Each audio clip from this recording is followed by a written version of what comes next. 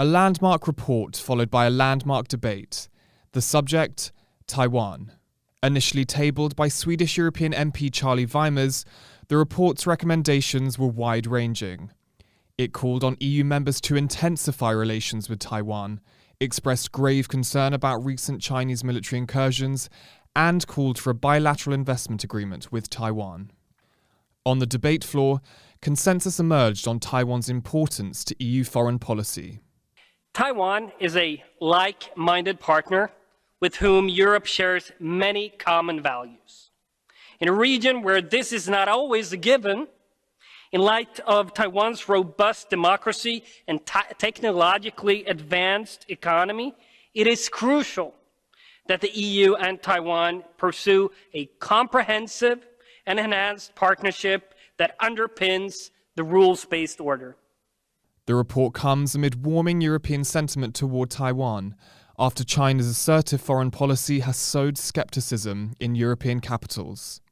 From some during the debate, there were pointed comments for Beijing. The overarching goals of the EU's Taiwan policy have always been stability, peace, and respect for the will of the people, and therefore we have consistently opposed unilateral changes of the status quo in the Taiwan Strait. But these worthy goals are under assault from the People's Republic of China. Beijing is undermining peace and stability through aggressive actions in many different dimensions. But analysts have warned implementation of the report's proposals will be another matter. One example is the much-touted bilateral investment agreement.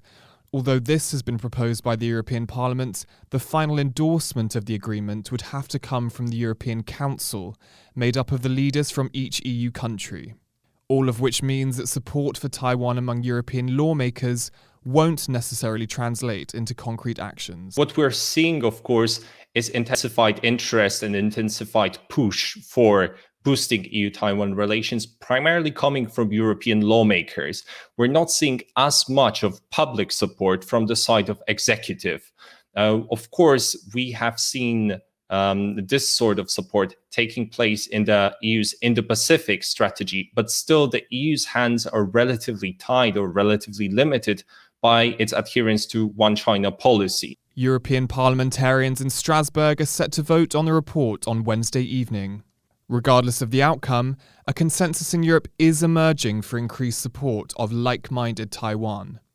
But with the interests of 27 member states to balance, a sea change in the EU's policy on Taiwan and China remains a way off.